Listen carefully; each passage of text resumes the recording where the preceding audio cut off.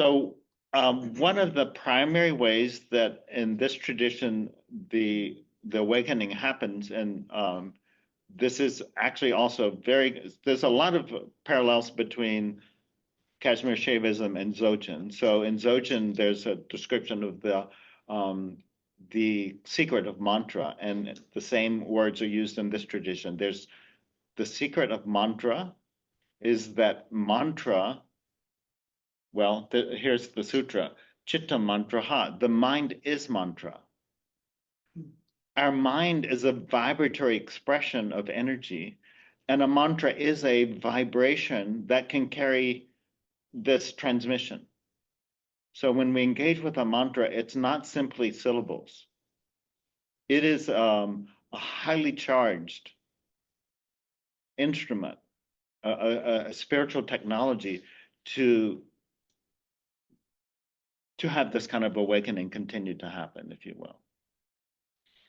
Now, this invitation to explore the possibility that mind is mantra is really interesting when we consider the mantras that we're usually practicing. Something's wrong with that person, something's wrong with me, something's wrong with the world, I really hate this, right? Blah, blah, blah, blah, blah. Right? What is the mantra that we're usually practicing? And how much coherence does it have? And is it skillful and supportive? And does it keep us aligned? Right? So we can see, if we just pause for a moment, that there's all kinds of ways that the mind is mantra is true, and how directly that impacts our experience, right? I mean, doesn't it? Doesn't it impact the quality of our experience and our receptivity to what is here? So the spiritual technology of mantra is not only, as Jimbo was describing, this possibility of accessing these really concentrated packets of awake intelligence through the sound vibration, but it's also helping in the structuring of the psyche. So if we are practicing the mantra, I honor the underlying reality of what this is. If that's what our minds are structuring as, it is really different than, wow, this guy's a jerk. Right? You see what I mean? A totally different vibration, true? It's a totally different vibration. So we'd like to invite you to engage in just a short while in both vocally singing this mantra, Om Namah Shivaya, which literally means I honor the grounded being. Remember, the word Shiva literally means underlying, that which underlies all. So Namah, it means literally to bow, but in a more essential way, it means to honor. And Om, I think you're all familiar with. Om represents this infinite reality. So we're going to be singing this together for a little while, and then meditating quietly. And there'll be instructions to go along with that. But we want to say a little bit more about our own experiences of the mantra. The power of the mantra became most apparent to me. I was the year after I met Muktananda, then we went to India for the first time for me, and on a night that's called the Mahashivaratri, the Great Night of Shiva, we were singing this mantra together all night long. And I was seated there close to Muktananda, and as the chanting went on, to my total amazement, my mind, and here we talk of, by mind we mean everything that is the apparatus of perceiving, whether it be perceiving thoughts or feelings or sensations or the environment around us. So with mind, we're talking about the expression of consciousness that is essentially our experience of the moment. Mind merged into the actual syllables. Literally, my mind became the syllables. I can't describe it otherwise. And as mind merged into the syllables, then I don't have any words to describe, but there was an infinity of space and energy and pure consciousness there without any form. And then at some point in that timeless infinite, then the mantra emerged again, and then my mind emerged from the mantra. So for me, that mind as mantra was like literal. I mean, from that point on, I realized, okay, the mantra is conscious. It's a transmission of consciousness itself. I'll pass the buck to you. All right. So that's one expression of the power of the mantra. Another one I'd like to share briefly is I was again in that same temple. I was with a friend of mine and just doing my regular old meditation. And so had this experience of a kriya. With kriya is just a spontaneous movement of energy. So you've probably experienced it. And in this particular kriya, my head drops all the way back so that the back of my skull was literally touching my spine, which is not something I can do volitionally, but the movement of the energy was so strong that my head drops back. And and I had just asked the question, what does best service look like? That's my lifelong sort of question. Like, what does best service look like? How do I best serve? How do I best serve? So in that moment, head drops back and I have this perception of this massive snake emerging. We're in the land of mystery, unbuckle. Have this massive snake emerge from the base of my throat, and the tongue like whips across the temple, which is about maybe half the size of this space, a quarter. And in that exact moment, the mantra comes on the speaker. Om Namah Shivaya. Om Namah Shivaya. It's completely in sync. After we finish the meditation, my friend and I walk outside and she's like, I had the strangest experience in meditation. I looked over at you and you had completely turned into this serpent. Mm-hmm. So, and the reason I like to share that story is that it could appear as though it is simply something that the mind is creating up in its infinite play of, right?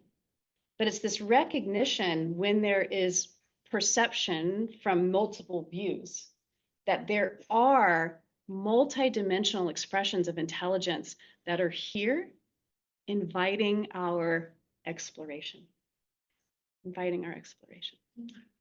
So we will be singing Om Namah Shivaya together.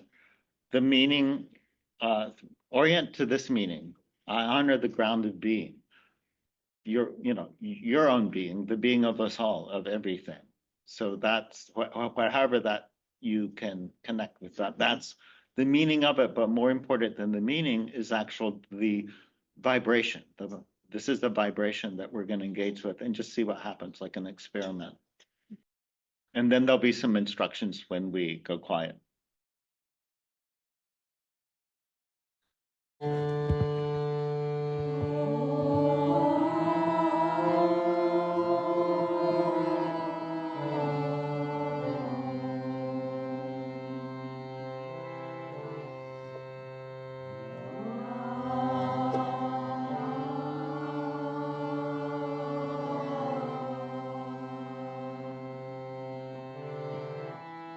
Shiva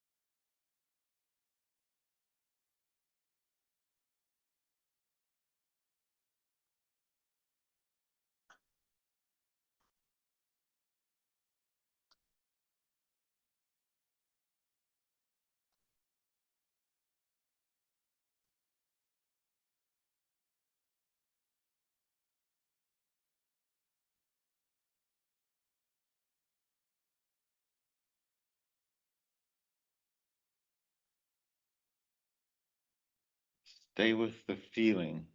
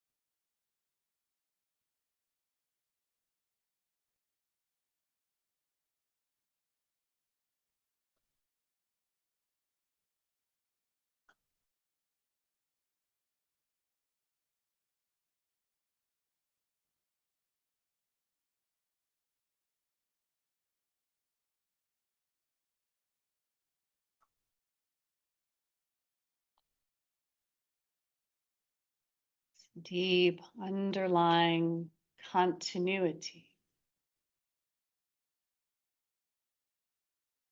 of alive, aware presence.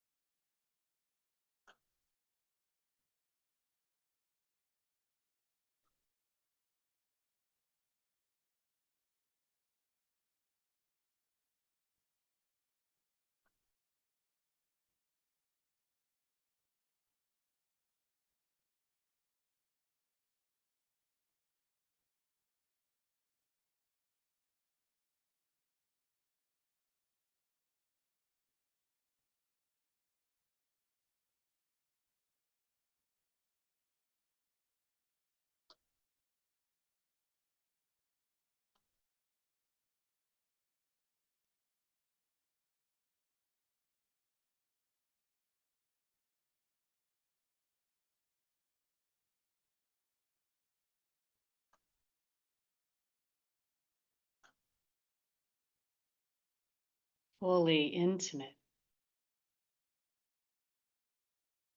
The throb of creation.